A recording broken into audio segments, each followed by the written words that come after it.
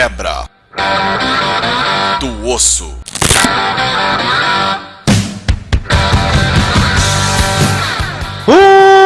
Uma saudação para vocês, lupinos hominídeos impuros. Aqui quem fala é Chocos e vocês estão em mais um Quebra do Osso. E no Quebra do Osso de hoje, Pedro Nogueira.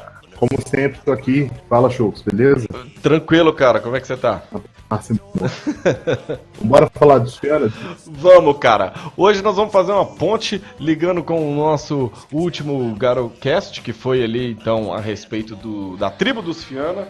Hoje nós vamos falar de um dos personagens dos Fianna. Hoje é Bron MacFionn. O cara tem um nome meio posudo, né, Pedro? Você não acha, não, velho? Bruno McDonald. Então bora falar desse cara aí. Então, beleza, Bron MacFionn. Cara, as informações a respeito do Bron MacFionn, elas estão meio espalhadas, né? O livro da tribo revisada, inclusive que a gente traduziu, ele faz um bom serviço porque ele tem uma atualizada, né? E ele acaba aglomerando muito das informações do Bron MacFionn lá. E aí você olha no livro da segunda edição e não tem nada de Bron MacFionn na segunda edição. A não ser uma referência a outro personagem, né? Que é o... Deixa eu ver aqui o nome dele. Brandon O'Rourke. Ele eu lembro de ter visto no livro da segunda edição, se não estou enganado, naquele companheiro do narrador. Bota fé. Não tenho certeza agora, posso estar errando, mas eu lembro de ter visto esse personagem antes. E ele tem uma participação na história do Bron. Mas aí o Bron MacFionn ele aparece de novo, né? Na verdade, a primeira vez que ele aparece no livro Rage, Warriors of the Apocalypse, que é aquele livro que eles fizeram inspirado nas cartas. Quando eles lançaram as cartas, né? O card game de lobisomem, eles fazem um livro com vários personagens e aí lá aparece aqui Bron MacFionn, Galharde dos Fianna. No caso, no momento, posto 5. Já era posto 5 lá, quando ele apareceu. Uhum. E tem umas certas distoâncias aí a respeito da história de Bron MacFionn. A primeira coisa, assim, que eu acho que é importante a gente já falar logo de cara, é que Bron MacFionn, ele é atualmente, né, ele é o Ardrig, que seria o alto rei, né, dos Fianna. É ele quem manda, é ele quem tá sentado lá na tara de prata com a coroa dos Fianna. Tem uma corneta lá também. Não. No cairn da tara de prata. Ele era da Tri-Espiral. Ah, verdade. Tá certo. Então hoje ele é o Ardrig, mas então a gente vai voltar para essa história dele e antes, né, dele ser o Ardrig. Só um detalhe, cara. Você falou aí sobre o card game, o Rage. A gente vai gravar sobre isso um dia, né? Eu acho muito foda. Só um detalhe. A imagem do Bron MacFionn em hominídeo no card game. Porque ele aparece sentado na mesa com outra pessoa tomando um goró, tá ligado? E é aquela cara de velho, assim, acabado, eu acho muito legal. Tá, né? Tomando um goró. Dos Fianna.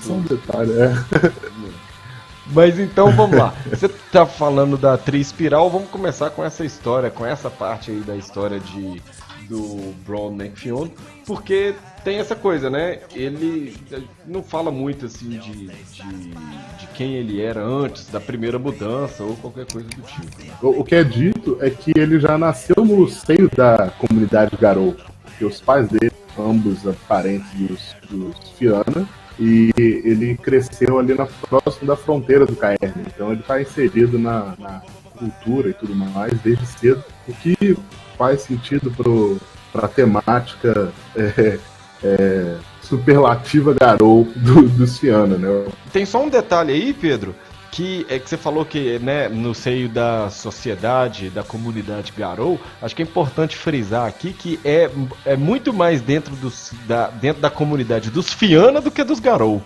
tá ligado? E no caso em questão, o pai dele era parente, a mãe era Garou. E por isso ele já tinha, quando ele se tornou Garou, ele já tinha certa proeminência, por assim dizer, política, né? Sei lá. Ele não precisou, não teve que se provar tanto. E ele se aproximou na seita da Tri-Espiral desse Brandon O'Rourke, né? Que era um cara foda.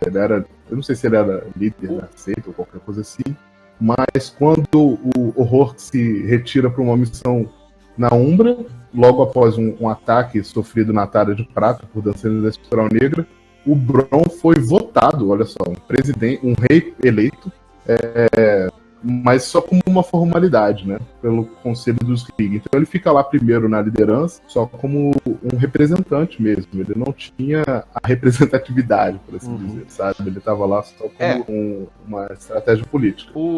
Aí tem algum... A história ela fica um pouco diferente nos vários livros e tal.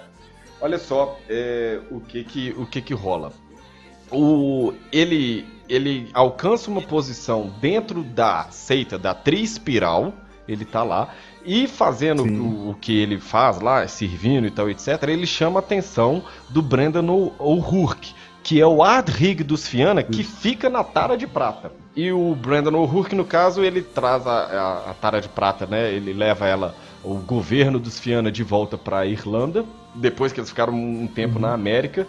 O Brom, ele é nomeado o Rig da Tri-Espiral, então ele fica numa seita e o O'Rourke na outra. E aí você tem a quarta batalha de Tara. Que é quando o O'Rourke vai pra Umbra, né? Exatamente. Que é em 2000, os dançarinos da Espiral Negra, eles surgem na Tara de Prata, ninguém sabe exatamente como que eles conseguem fazer isso, e aí o O'Rourke sopra a corneta, invoca todos os Fianna ao redor do mundo, os Fianna vão, eles enfrentam os dançarinos da Espiral Negra lá, e depois disso, o Ardrig, né, o Brendan O'Rourke e a matilha dele, eles vão pra Umbra.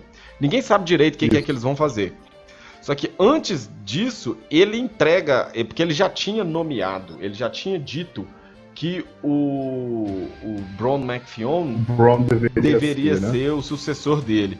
E aí, antes, ele entrega a sua coroa pro Bron MacFionn. E aí ele vai. Tem um detalhe, cara, ainda no início da história do Bron, que eu acho que é um detalhe mesmo, mas que é interessante por uma coisa que vai acontecer posteriormente, que é dito que, tipo assim, logo após a primeira mudança, ele era um bardo de guerra, né? E foi nessa posição que ele chamou a atenção do Brendan O'Rourke.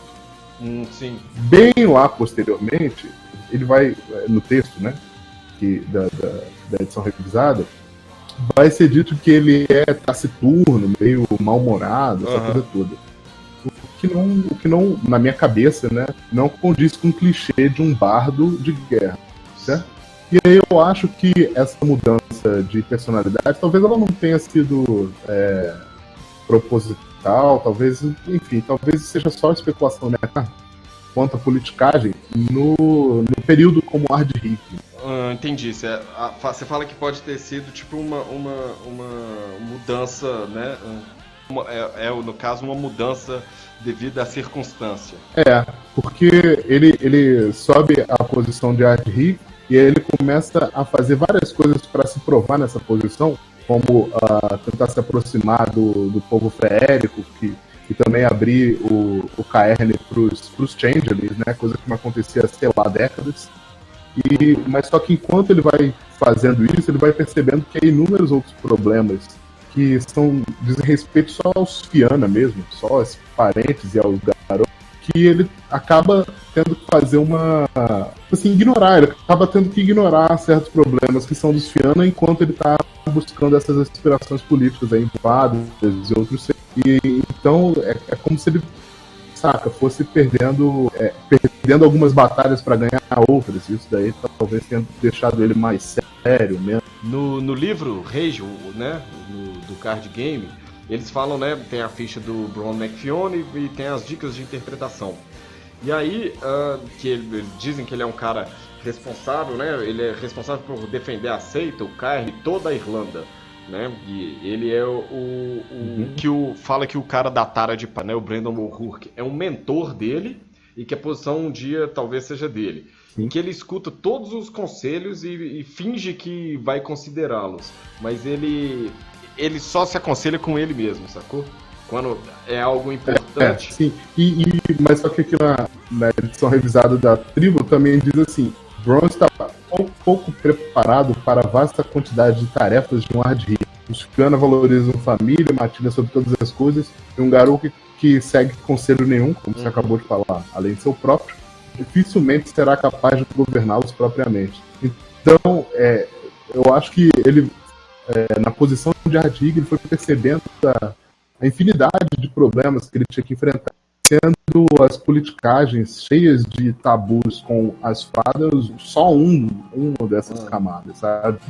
Isso daí foi deixando ele mais sério, mais taciturno. Inclusive, coberto de cicatrizes de batalha. Eu acho que é o seguinte, que esse cara sempre foi, tipo, nesse sentido, assim, ele sempre foi um bosta, sou mal-humorado, ninguém, não escuto ninguém aqui e tal, e ele é Fiana. Aí, como ele é Fiana, ele tem que ter um augúrio. Qual augúrio que ele vai ser? É Galiard, porque ele é Fiana. Então, se ele é Galiard, ele tem que fazer o quê? Ele vai ser o quê? Bardo, porque ele é Fiana. E aí fica... Alguém empurrou ele pra posição. Exatamente, sabe? Mas aquela coisa ele... do Fiana, que tava falando no Garocast a respeito do Fiana. E aí o White Wolf fez o personagem mais clichê possível. Só que na hora que você olha o desenrolar da história dele e tal, você percebe que esse cara, porra, ele não ia ser um Fiana, um bardo ou qualquer coisa do tipo. Pelo menos no clichê, né?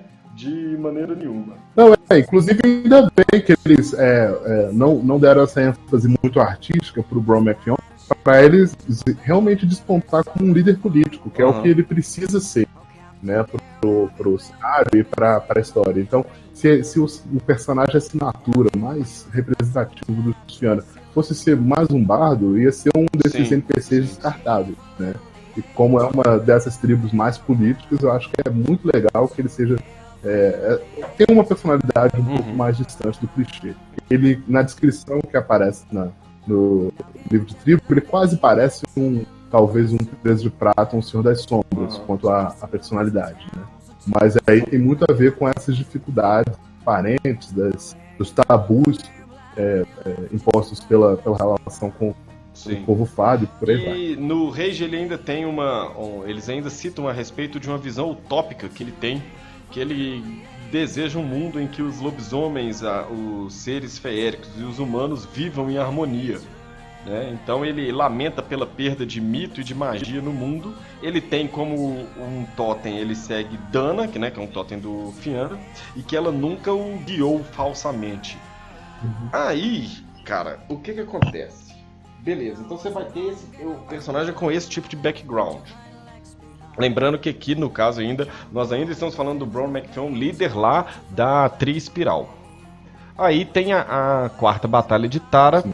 O Brandon O'Rourke vaza, vai pra Umbra, ninguém sabe o que ele foi fazer, dá a coroa pro McFeon. O McFeon, a propósito, McFeon significa filho de Fion, né? Ele assume esse nome, não é o nome da família dele. Mas o McFeon, então, ele passa a ser o Ardrig dos Fiana. Ele está sentado lá na Tara de Prata. E aí ele começa a colocar um pouco do plano dele em questão, né? Um pouco dessa visão utópica, que era uma coisa que já puxava lá do Rage, né? Uma coisa antiga que existe. Entre elas, ele coloca um troll como guarda-costa dele na Tara de Prata. E ele enche os salões, ele enche os corredores da Tara de Prata com outras criaturas feéricas também. Então você começa a ter uns changelings dentro da Tara de Prata, né? Ele é um membro dos Tuatha de Fion. Pô, o que eu acho foda, porque um dos grandes lamentos, além dos dons em relação aos Fiana, é só falarem que eles têm relação com os changeling e nunca desenvolver isso. E aqui a gente vê uma pontinha disso, né? Eu acho legal. Eu concordo com você que isso acaba, né, mostrando um pouco a respeito, né, dessa ligação dos Fiana com os changeling. Porém, era de se imaginar, né, que tem muita gente que não gosta dessa ideia. Porque, porra, é o maior carne dos Fiana. Você vai colocar ele na mão de outras criaturas, mesmo que essas outras criaturas tenham no passado sido aliadas? Se você for imaginar os lobisomens pensando nisso, né? E o que acontece? O Bron McFeon, ele meio que se fode nessa parada. Porque tem toda uma política das fadas e tal, etc. Então, ele ele achou que ia ser mais fácil lidar com elas, e acaba sendo um pouco mais complicado. Então ele precisa de muito tempo para construir as alianças e tal, etc. E ele vai se afastando um pouco desse lado garou da coisa, que foi o que você disse. E eu acho interessante a gente ressaltar essa dificuldade aqui pro ouvinte, porque pode ser que tenha um pessoal querendo jogar, né, com esse crossover aí de Changeling e Lobisomem. Não tem nenhum material que aprofunde. Então, o que eu acho que é interessante, inclusive você explicar um pouco melhor, Chocos, é que os Changeling, eles têm uma politicagem muito complexa. Sim, né? sim. Além de serem divididos em casas, cortes, aquela coisa toda, tem um lance de tabu, como eu já falei algumas vezes aqui, que é um pouco alienígena para as criaturas que estão enfrentando uma ameaça muito mais imediata como o Apocalipse, né? E elas são criaturas também muito voláteis, né? Elas têm um legado Cili, um legado Ancili, tem um momento do ano em que então a corte sombria, que é agora quem governa, é a outra metade do ano é outra corte. Enfim, o troço vai virando uma zona, né? Elas são criaturas muito mercuriais, vamos dizer assim. Mas assim, só para dar um exemplo pro pessoal que quer jogar, que tipo de, por exemplo, tabu você poderia usar para deixar essa relação ainda mais difícil, complicada e próxima do cânone do jogo? Cara, como o tabu dos Changelings, você diz? Esse tabu ele pode ser qualquer coisa, né? Ele pode ser simplesmente qualquer coisa. Até assim, como tabu, o cara não pode comer carne de cachorro, por exemplo, né? Mas se você coloca se você quiser facilitar essa coisa daí pro crossover acontecer, que o cara, ele simplesmente, como tabu, ele tem que aceitar, ele tem que ajudar, ele é obrigado a ajudar a responder um pedido de ajuda de um familiar, por exemplo. Aí se um Fianna pede, porra, eles têm laços sanguíneos, e aí a coisa vai entrelaçando, né? E aí você começa a ficar a coisa ainda mais complicada com os Changeling, porque um Fianna pede pra ele fazer uma coisa, e o outro Fianna pede pra ele fazer outra coisa. O que esse Changeling faz? Uma coisa completamente oposta, entendeu? Porque ele teria que fazer as duas. São muitos interesses atravessados, né? E muitas vezes de forma estranha para os lobisomens. Já tem que lidar com os dogmas dos totens, né? Todas as leis tribais, a litania, a relação com os humanos, e ainda tem, sei lá, uns seres de sonhos que tem umas regras esquisitíssimas para simplesmente habitar o mesmo local, etc. O que é fundamental para a raça, mas é estranho para os lobisomens. E aí, obviamente, que alguns Fianna e outras tribos vão ficar putas com o McFiona. E aí, cara, enfim, a respeito de ficar puta, tem essa história, né, de que alguns dos Fianna, eles acham que o cara, ele tá enfeitiçado, ele tá sofrendo influência do glamour, né, dos Fey. Só que é aquilo que você falou, não é, a verdade é mais banal. É que o cara simplesmente ele não tá preparado para fazer o que ele tem que fazer. É isso. Né, nós como brasileiros, acho que a gente entende um pouco disso quando a gente tem um governante que não está preparado para governar. Isso acontece com uma certa frequência. Enfim. Com certa frequência. Acho legal, porque no último quebra do osso sobre a mãe Larissa, a gente falou sobre a quebra do padrão, né, do clichê pro líder. E ela acontece um pouco aqui também, porque é um cara que está, como você falou, preparado. Ele toma um monte de decisões que são respeitam o espírito da tribo, mas que talvez tenham sido anacrônicas, era meio a moda caralho e tal. Cara, tem até, se você for parar pra pensar, porque na edição revisada, eles estão tendo um problema muito grande na Escócia, porque os dançarinos da Espiral Negra estão, tipo, tentando retomar a Escócia, vamos dizer assim, saca? Pegando os Cairns que antes eram dos uivadores brancos e tal, etc.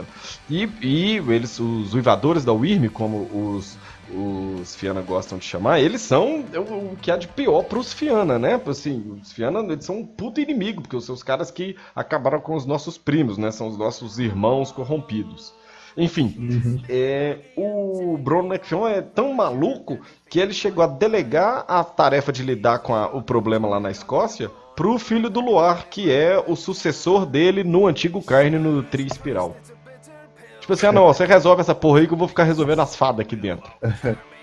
O cara é bem o Galiard mesmo, né? O cara tá tomando um monte de decisão impulsiva quando ele tá num vértice de relações políticas que seria muito mais apropriado talvez pro Philodoth. Aham. Mas ele tá aí só tomando no cu. Mas pelo menos ele tá fazendo de acordo com. Eu acho isso interessante. Ele faz tudo de acordo com o coração da tribo. Né? As preocupações dele são legítimas, só que ele não toma as decisões exatamente mais práticas e imediatas. Aham. Sobre a parada que você falou, eu acho corajosa esse líder, né, que não está preparado ser justamente entre os Fianna, que é uma tribo muito nobre, saca?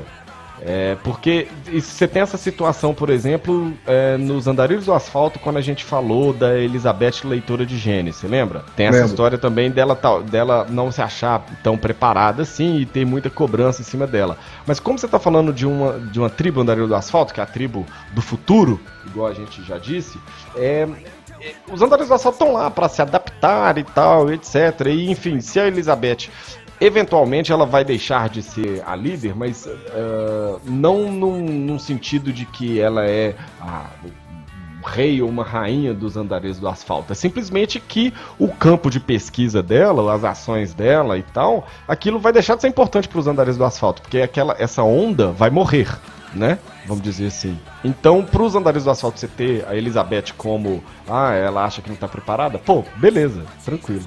Mas quando você pega os Fianna, que é uma tribo tão tradicionalista, né? Isso, exatamente. Fala que o líder delas não está preparado, acho que é corajoso, saca? Acho isso legal. E eu gostaria também de frisar que não é como se ele fosse perdedor, né? É como se ele fosse um cara fudido que só toma as decisões erradas. Não é isso, não. É que ele tá tomando as decisões da maneira Fianna, que é a maneira apaixonada e tal. Uhum. E focada, né, em interesses que não são exatamente os mais apropriados para a Batalha do Apocalipse ou para a defesa da própria Tara de Prata, mas ele acredita que sim. Isso é muito legal, saca? Dá uma dimensão daquele tema do herói trágico, né? Só que no ponto de vista de um líder, não no ponto de vista de um guerreiro, embora ele também seja. Eu entendo o que você tá falando, mas eu acho o Bron McFeon bem um bosta. Bem bosta? E aí eu posso criar uma polêmica aqui e eu acho que ele é o líder que os Fianna merecem. Problemas, né? Enfim, e aí o Bron McFeon, ele tem esse problema e a gente já falou, né, que ele não escuta ninguém, ele toma os conselhos com ele mesmo e tal, etc. E aí a gente parte agora para outra parte que a gente sempre vem fazendo nesses casts quando a gente fala dos personagens da assinatura, que é falar a respeito do metaplot. E o Bron McFeon, ele tem uma curiosidade, eu gosto das participações dele no metaplot, Pedro. Conta aí. Porque tudo que ele faz, aparentemente a White Wolf escreveu esse personagem, foi tecendo ele e tal, essa loucura com as coisas de fada e tal, pra que ele morra. Porque tudo que acontece no metaplot, em várias situações diferentes, o Bron McFeon morre. Olha só. Em especial naquele livro do Apocalipse, que você tem os finais... você pode jogar. Porque assim, nos outros livros, né, nos novos, o Bron McFeon ele é simplesmente ignorado. Tá? Ele não tem tamanho e relevância. Mas nos finais com que você pode jogar, o Bron McFeon ele sempre morre. Tem uma que ele morre que uns malditos vão lá e atacam ele, e aí ele morre e o filho do Luar acaba assumindo a Tara de Prata. Mas aí o que acontece, na verdade, é que o Margrave manda matar ele, porque o Margrave quer que o Bron morra porque ele precisa dos Fianna e que os Fianna estavam tudo ficando maluco com as fadas. Aí o filho do Luar é um cara que ele já tem uma relação com o Margrave, que os dois são aliados já há algum tempo. Aí o filho do Luar assume e os Fianna estão lá para poder lutar. Porque isso acontece depois que a Zizak ela mata o Albrecht mata ela, tem uma poça de sangue, eles morrem afogados. É uma desgraça, mas enfim. E o outro é na queda dos Fianna, numa possível queda dos Fianna, o Brandon O'Rourke volta. Só que a viagem que ele fez para Malfeias a viagem que ele fez para Umbra foi na verdade para Malfeias. Aí ele volta com a matilha dele, ele corrompe os Caernes Fianna, ele ataca a Tara de Prata, porque ele sabe os caminhos todos, e nisso a cabeça do Bron McFeon fica lá, né, numa estaca lá, ele mostrando para todo mundo. Só que eles usam umas ele usa um fetiche, né, que é descrito nesse livro para anular o cheiro da Wyrm, e enfim. E aí os Fianna têm esse problema, que se eles seriam liderados pelo Filho do Luar ou pelo Brandon O'Rourke. E aí a nação Garou se divide, os Senhores das Sombras, eles tomam um lado junto com outras tribos, eles defendendo o Filho do Luar, né, a liderança dele, e o Ulrich e os Príncipes de Prata com o Brandon O'Rourke. Aí você tem uma guerra civil entre a nação Garou, basicamente. E os Fianna ficam divididos novamente. Então, basicamente, a história de um cara que ascendeu ao poder meio relutantemente, ficou lá, tomou um monte de decisão errada no posto de liderança, e depois teve a cabeça colocada numa estaca, tipo Ned Stark. Tipo Ned Stark. Tipo isso. Acabei de perceber isso aqui. Mas faz sentido, né? Acho que a